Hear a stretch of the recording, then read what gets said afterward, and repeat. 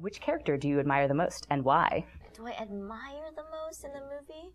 I don't know. It's so hard. I think I admire Nai Nai.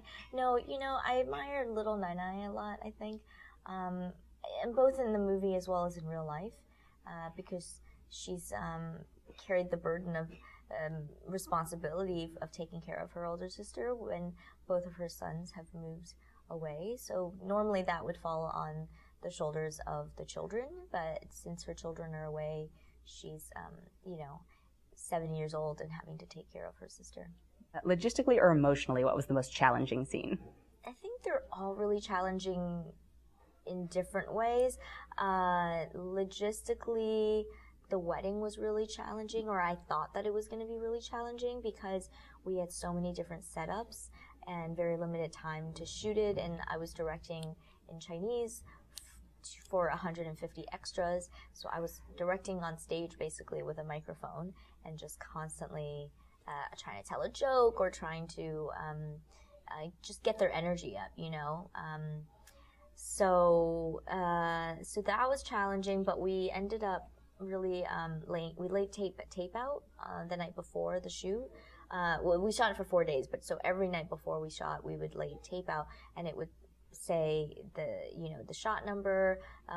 We had 2 cameras, so it would be A camera, B camera, and the crew just knew immediately where to go. So it made it a lot more smooth. But I think emotionally, probably the most challenging was the scene between Billi and Nai Nai in the bedroom when they're having their final conversation. Because you have 2 people in a room with white walls, and we wanted to make sure that it was still visually interesting, which was difficult, and of the same language as the rest of the film in terms of the cinematography. But at the same time, I wanted to just also focus on the performance, and that was all that mattered. And so trying to find the balance between the 2 things with the time crunch that we were under, it was like the last 2-3 days of shooting was pretty impossible. Were there any inside jokes or like family specific quirks that you were maybe scared to share because you were like, I don't think people will get this? A lot of stuff, I guess. All the stuff with the boyfriend with Mr. Lee. Mm-hmm. I thought it was hilarious, and here's this side character who doesn't talk a lot, and some people, I think we were nervous in developing the script that he would be kind of just the punchline or kind of a joke, or like what's the expression, that he would be a one-hat joke. What's that expression? Like a one-trick wonder? One-trick pony? No. Anyways, I think that we were worried that it would get repetitive, mm-hmm. right? That it would be the same joke over and over again. But that's kind of how it is in real life, right? You have sometimes this character and you're just like, oh, there he goes again. It's always kind of that person. And so it became an inside joke, not only around my family, but also on set. We all came to love this actor who was playing Mr. Lee, the boyfriend, and everybody just laughed every time he was on screen. And so I was really worried that it would not translate for an audience. Do you remember a time, or the first time hopefully, like ever feeling represented on screen? God, it's a really, really difficult one because I don't know that I ever really felt fully represented on screen. There were always versions of it. I think, there was a show when I was growing up, and there was an Asian female character on the show. I'm having a hard time remembering what it was. It was not Sweet Valley High. It was not, but it was like one of those Saved by the Bell. It was one of those shows. It was not Saved by the Bell, though. I can't believe I'm not remembering what show it was. Do you remember other shows from that time period? I'm blanking on everything. Well, anyways, it was one of those shows, and I just remember that there was an Asian female friend amongst the group of friends, and this guy that I had a crush on at school was like, oh, you're like that girl. And in a way I was kind of proud because it was a very popular show, and she was considered the cute girl, and smart and all of these great things. And so in some ways there was a reference for me to hang my hat on, to say I identify with this person at least, but not really, right? Because it's also a very different experience than my own. And when I watch Ang Lee films or Joy Luck Club, it very much feels much more like my parents' generation. So I feel like for my generation, there hasn't been a ton, you know. It's kind of sad. But I've found representation in other ways. I don't think it's right, but I was forced to find other characters that don't look like me to inspire me and to represent me. If you could go back 10 years and give yourself a piece of advice, what would you say? If I could go back 10 years, I would tell myself to just relax, probably. I think that, you know, and I don't think it's a mistake. I think it's what you do in your 20s. I was so focused oftentimes on the goal that I got lost in the process. I didn't always have the best process. I wasn't focused on finding a good process that felt good for me. It was always more about getting to the end and having achieved.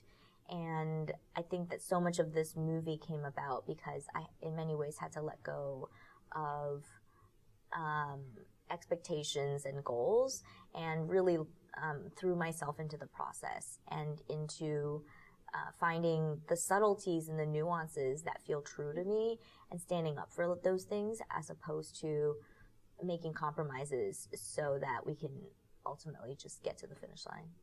How would you say you define personal success now? Is it realizing you don't have to make those compromises? Is it being like, hey, the success is going through this process your way? Or is it sort of, and has that changed from earlier in your filmmaking career? Yeah, definitely. I think that, you know, earlier in my career, I would say success is being recognized, right, in all of these different ways. And I think for me now, success is, on a personal level, is having the power to say no. You know, I think that, like I was saying earlier, when I was so focused on goals, you say yes because there's very few opportunities. So when there is an opportunity, you have to jump on it. You have to say yes. You have to make the best of it. And I've realized now that I have to create boundaries so that I can do my best work. And I'm the only one that knows what those boundaries are. But when I figure that out, you know, saying no is in many ways as powerful, if not more powerful, than saying yes, because you have to believe in abundance in order to say no. And I think that as an immigrant, as a woman, as a person of color in this country, I haven't believed in that abundance my entire life. And that's what's made me, you know, be so needy in getting all of the yeses. And in believing in abundance, I can say, you know what, this doesn't work for me. So I don't know what other opportunities there will be, but all I know is that this doesn't work, and I'm not going to take it just because this is what's on the table. And that was the only way I could make the farewell the way that I did, was by saying no all of those times, because I did have other opportunities to make it, but it would have been a completely different film. What do you think the biggest change was from the first iteration of the story or script, or, you know, the original story you told, to the one we see on screen? It's a lot shorter. Yeah. Okay. The first draft of the script was very, very long. I actually think that there was more plot in the first draft of the script because I was still trying to, you know, find the coat rack that the coat should be hung on. And in many ways, you know, trying to find the structure, trying to find the different plot devices, plot points, so that it feels the way a movie is supposed to feel. But I think ultimately a movie wants to be something separate and apart from me. Films have a life of their own. And so often there were things that I wrote into the script, or things that even my mother would give me advice on, and she would say, you should put this conversation in, and I would include it, that when we got on set, organically, you know, people who didn't know the script, like my DP, would just say, that doesn't quite feel like this movie. And so we ended up just, and if it didn't get cut out during production, it did during the editing. And so in a way, the entire process of making the movie, from taking it from script to screen through post-production, is sort of trying to just distill it to its very essence in the most pure and simple way. All right, so my last question is a little left field. Growing up, who was your favorite fictional character? Nancy Drew.